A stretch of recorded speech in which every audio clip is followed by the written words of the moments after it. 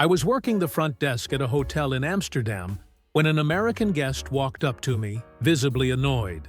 He slapped his room key on the counter and said, "Your electricity is broken. Nothing works in my room." I asked him what was wrong. He pointed at the key card and said, "I keep putting this in the wall, but the lights won't turn on." I stared at him for a second. Then I realized what happened. In most European hotels, you insert your key card into a slot by the door to activate the power. It saves energy when guests leave. I explained this to him. He looked at me like I'd just told him we use candles. "That's the dumbest thing I've ever heard," he said. "What if I want to charge my phone while I'm out?" I told him he could just leave the card in the slot. He shook his head. "So you're telling me I can't leave my room and have power at the same time? This is ridiculous." Then he asked for the manager. My manager came out, heard the complaint, and explained the exact same thing I did. The guest finally accepted it, but not before muttering, "In America, we don't have to deal with this nonsense." Another guest that same week asked me where he could exchange his dollars. I told him there was a currency exchange 2 blocks away. He frowned. "Why can't I just use dollars here?" I explained that the Netherlands uses euros. He said, "Yeah, but everyone knows dollars are worth more. Can't you just take them?" I told him no, we couldn't accept foreign currency. He genuinely looked confused. "But it's American money," he said. Like that explained everything. I suggested he use a credit card instead. He sighed and walked away, mumbling something about how inconvenient Europe was. Then there was the woman who came down to breakfast and complained that we didn't have pancakes. We had fresh bread, cheese, cold cuts, fruit, yogurt, standard Dutch breakfast. She looked at the spread and said, "Where's the real food?" I asked what she meant. "You know, pancakes, bacon, eggs, breakfast food." I explained that this was breakfast food, just European style. She wrinkled her nose. "This is lunch." She ended up eating a croissant and left a review saying our breakfast was incomplete. I had another guest ask me why everyone in Amsterdam spoke such good English. I told him that Dutch people learn multiple languages in school. He nodded slowly, then said, "But why don't they just speak Dutch? I didn't even know how to answer that." He continued, "Like, if I went to France, I wouldn't expect them to speak English." I said, "Exactly." He missed the irony completely. "Yeah, so why are they speaking English here?" I just smiled and told him to enjoy his stay. My cousin works at a train station in Brussels. She told me about an American couple who came up to the ticket counter, furious. They'd missed their train to Paris. The husband demanded a refund. My cousin asked to see their tickets. They showed her the booking confirmation. The train had left 30 minutes earlier.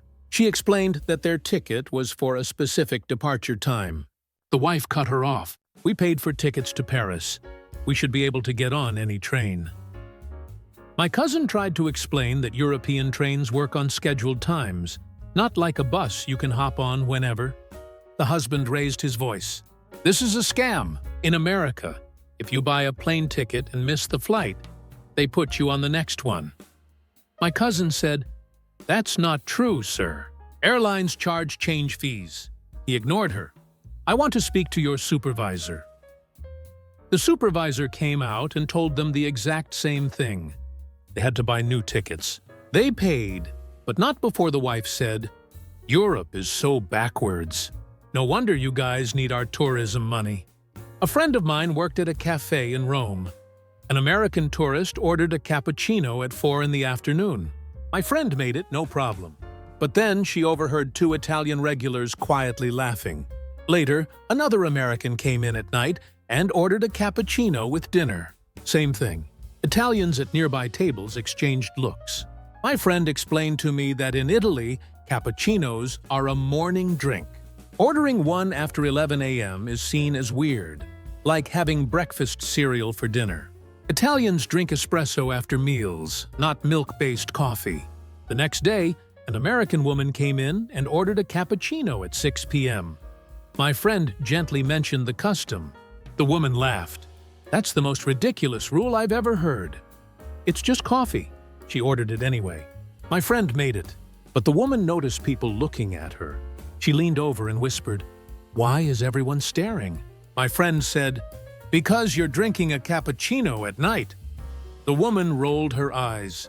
Italians are so judgmental. I was on a bus in London once, sitting near an American family. The kids were loud, shouting across the seats, playing videos on their phones at full volume. Other passengers kept glancing over, clearly annoyed, but nobody said anything. That's the British way. They just silently judge you. Finally, the dad noticed people staring. He looked around and said, "What's everyone's problem?" His wife shrugged. Then one of the kids started singing loudly. A British woman finally turned around and said, very politely, "Would you mind keeping it down a bit? It's quite loud." The American dad looked offended. "They're just kids. They're not hurting anyone." The British woman smiled tightly and turned back around. The dad muttered to his wife, "Everyone here is so uptight." The kids kept singing. By the time we got off, half the bus looked ready to explode. Welcome to British public transport etiquette. My roommate worked at a hostel in Prague. She checked in an American guy who immediately asked where the ice machine was. She said, "We don't have one." He looked shocked. "What do you mean you don't have one? How am I supposed to get ice?" She explained that ice machines aren't common in Europe. Most people just drink things at room temperature or from the fridge. He said, "That's disgusting. I need ice for my drinks." She offered to bring him some ice from the kitchen. He said, "Just some? I need like a bucket of it." She brought him a small bowl of ice cubes. He looked at it like she'd insulted him. "This is it?" She nodded. He shook his head. "Europe is so primitive. We have ice machines everywhere in America." He left a review later saying the hostel was unlivable because of the ice situation. Another time, an American woman checked in and asked my roommate if the hostel had air conditioning. My roommate said no, but they had fans. The woman's face fell. "No AC? How is that even legal?" My roommate explained that Prague doesn't get that hot, and most buildings don't have central air. The woman said, "It's like 75 degrees outside. That's hot." My roommate, who's Czech, just smiled. "We consider that nice weather." The woman spent the whole week complaining about the heat. She bought 3 fans and still said she barely survived. When she left, she told my roommate, "I don't know how you people live like this." My roommate said, "We manage." I had a friend who worked at a car rental place in Dublin. An American man rented a car and came back 20 minutes later, angry. He said the car was broken. My friend asked what was wrong. The man said, "The steering wheel is on the wrong side." My friend explained that in Ireland they drive on the left, so the driver sits on the right side of the car. The man said, "That doesn't make any sense. How am I supposed to drive like that?" My friend suggested he practice in the parking lot first. The man refused. "I'm not paying for a messed up car. Give me a normal one." My friend told him all the cars were the same. The man demanded a refund. My friend's manager had to come out and explain that this was just how cars worked in Ireland. The man eventually accepted it, but he returned the car the next day. He said driving on the left was too dangerous and took taxis the rest of his trip. He left a 1-star review saying the rental company discriminates against Americans. I was bartending in Edinburgh during the summer festival. An American tourist asked me what language we spoke in Scotland. I said, "English." He looked surprised. "Really? I thought you guys spoke Scottish." I explained that Scottish Gaelic exists, but most people speak English with a Scottish accent. He nodded, processing this. Then he said, "So is Scotland part of England?" I took a deep breath. "No. Scotland is part of the United Kingdom, but it's a separate country from England." He frowned. "But you're all British, right?" I said, "Yes, we're British, but Scottish specifically." He still looked confused.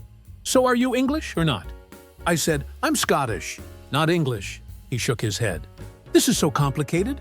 In America, it's simple. You're just American." I didn't have the heart to explain the difference between states. A teacher friend of mine in Berlin told me about an American student on a study abroad program. They were talking about World War II. The student said, "It's crazy that Hitler was from Germany." My friend corrected her. He was Austrian. The student looked shocked. "Wait, Austria is a different country?" My friend nodded. The student said, "I thought Austria was just a part of Germany." My friend explained that Austria is its own country, right next to Germany. The student said, "But they speak German, right?" My friend said yes. The student threw up her hands. "Then what's the difference?" My friend spent the next 10 minutes explaining European geography. The student still seemed skeptical. Later that week, the same student asked if people in Berlin still lived in fear of the wall. My friend said, "The wall came down in 1989. The student said, "Yeah, but wasn't that recent?" My friend said, "That was over 30 years ago." The student said, "Oh." Then she asked if you could still see the wall. My friend said parts of it are preserved as a memorial. The student said, "That's so cool. We should take a selfie there." My friend decided not to comment. My sister worked at a museum in Athens. An American family came through the Acropolis tour. The dad kept asking questions. At one point he said, "So the Greeks copied a lot of this from the Romans, right?" The tour guide paused. Actually, Greek civilization predates Roman civilization. If anything, the Romans were influenced by the Greeks. The dad looked doubtful. But Rome was a huge empire. Greece was just a small country. The guide explained that ancient Greece wasn't one country.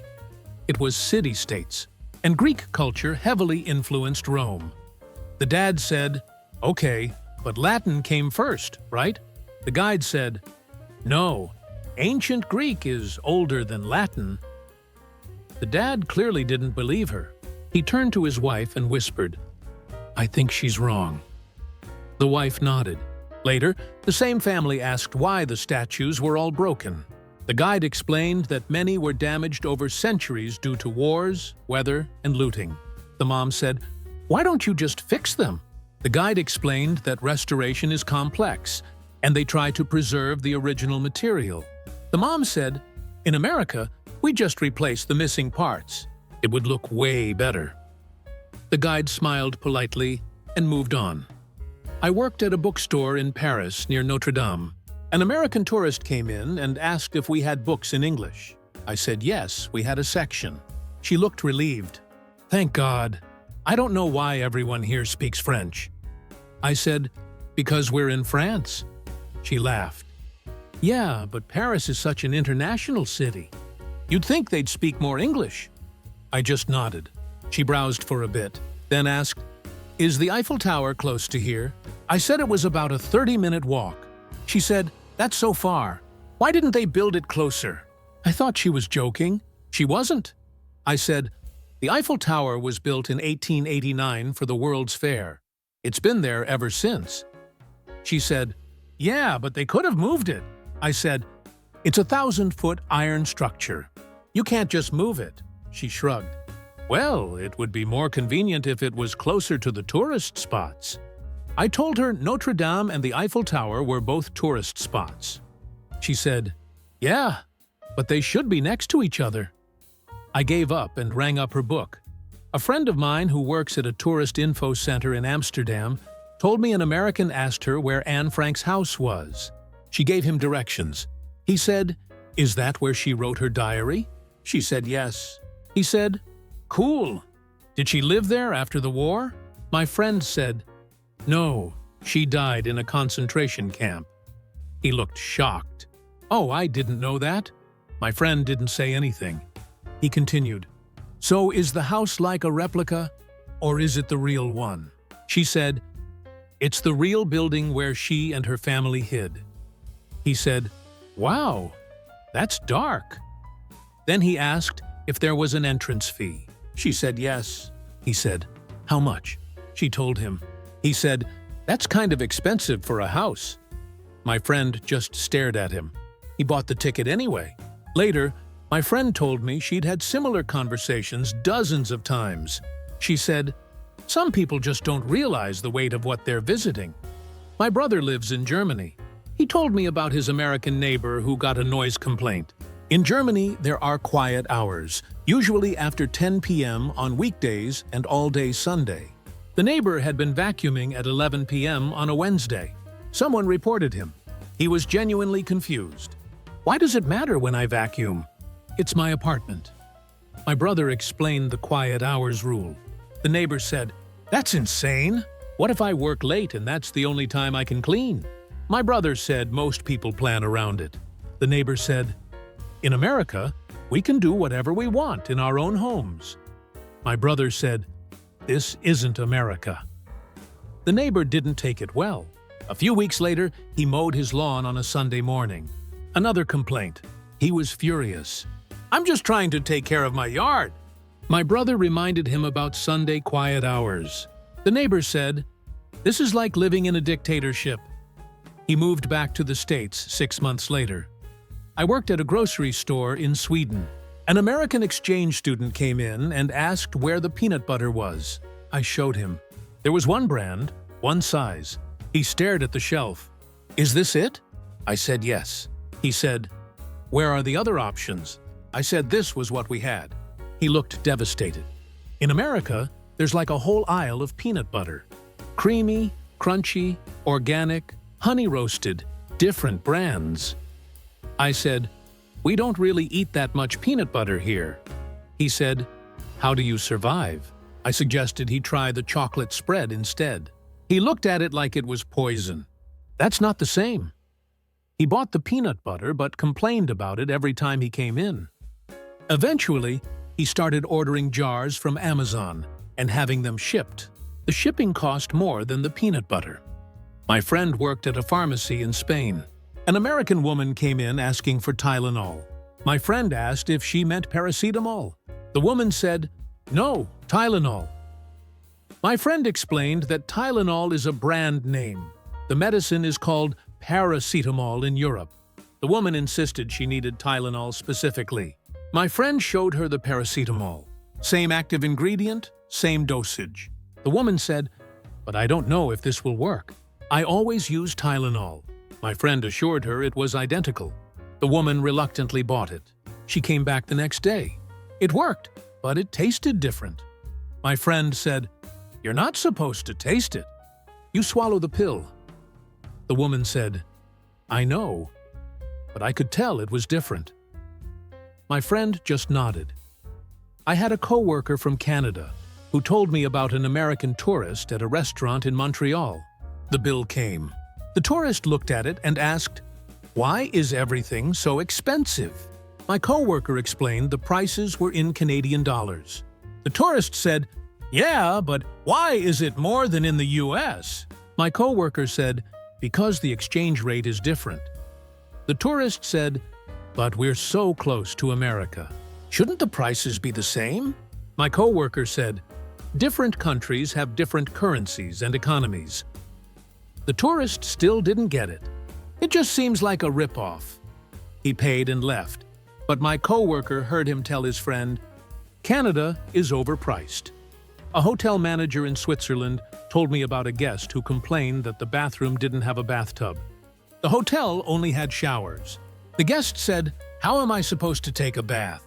The manager explained that most European hotels have showers, not tubs. The guest said, "That's ridiculous.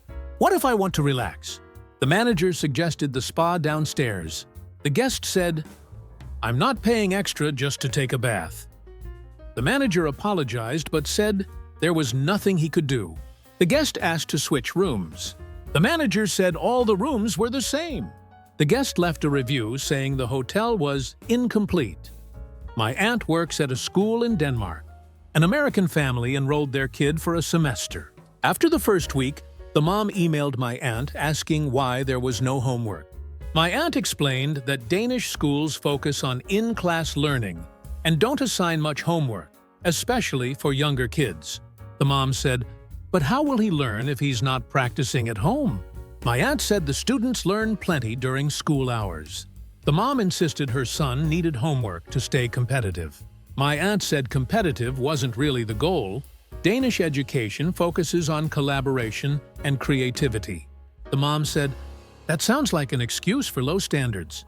My aunt stopped replying. A month later, the mom emailed again saying her son was too relaxed and wasn't taking school seriously. My aunt said he was doing fine and seemed happy. The mom pulled him out and enrolled him in an international school with a more rigorous program. I was at a train station in Belgium. An American couple asked the attendant if they needed to tip the train conductor. The attendant said no, tipping isn't expected on trains in Europe. The couple looked confused. But how do they make money? The attendant said, "They get paid a salary." The man said, "But don't they rely on tips?" The attendant said no, wages in Europe are typically higher, and tips aren't built into the pay structure like in America. The woman said, "So we just don't tip anyone?" The attendant said tipping is appreciated in restaurants, but not required or expected in most places. The couple seemed uneasy about it. Later, I saw them leave cash on the train seat anyway. Old habits die hard. I used to think these stories were exaggerated. Then I started collecting them. Every friend I have who works in tourism, hospitality, or customer service in Europe has at least 5 stories like this. And they keep coming. One of my favorites is from a guy who worked at a bike rental shop in Copenhagen. An American tourist rented a bike and came back an hour later, panicking. "Someone stole my bike seat," he said. The guy asked where he'd locked the bike. The tourist said, "I didn't lock it. I just left it outside the cafe." The guy stared at him. "You left an unlocked bike in the middle of the city?" The tourist said, "Yeah, I was only inside for 10 minutes." The guy explained that bike theft is common in Copenhagen and you always lock your bike, even for a minute. The tourist said, "Well, nobody told me that." The guy pointed to the rental agreement he'd signed, which specifically mentioned locking the bike. The tourist insisted it wasn't his fault. In America, people don't just steal bikes in broad daylight. The guy said, "They do literally everywhere, including America." The tourist demanded a refund. He didn't get one. Another story I love is from a border guard in Switzerland. An American tried to enter the country with a suitcase full of snacks. When asked to declare it, he said, "It's just food." The guard explained that bringing large amounts of food across borders can require declaration. The guy said, "But it's for personal use." The guard asked how much food. The guy opened the suitcase. It was stuffed with granola bars, chips, jerky, candy, and 12 jars of peanut butter. The guard said, "This is excessive." The guy said, "I don't trust European food." The guard asked if he planned to stay long. The guy said, 2 weeks. The guard asked why he needed 12 jars of peanut butter for 2 weeks. The guy said, "In case I can't find any." The guard let him through but made him pay a fee. The guy grumbled about it the whole time. The thing is, these stories aren't mean-spirited. They're just real. Traveling to another country means adjusting to how things work there. But some people refuse to adjust. They expect the world to work like home, and when it doesn't, they're offended. I'm not saying every American traveler is like this. Most aren't, but the ones who are, they leave an impression. And honestly, the stories never stop. Every week, someone tells me a new one. A tourist confused about why they can't use dollars in Japan. A traveler upset that Europeans don't smile at strangers. Someone baffled by the metric system. It's endless. So yeah. If you've worked in tourism, hospitality, or anything involving international travelers, you know exactly what I'm talking about. And if you haven't, trust me, these stories are real, and there's always more.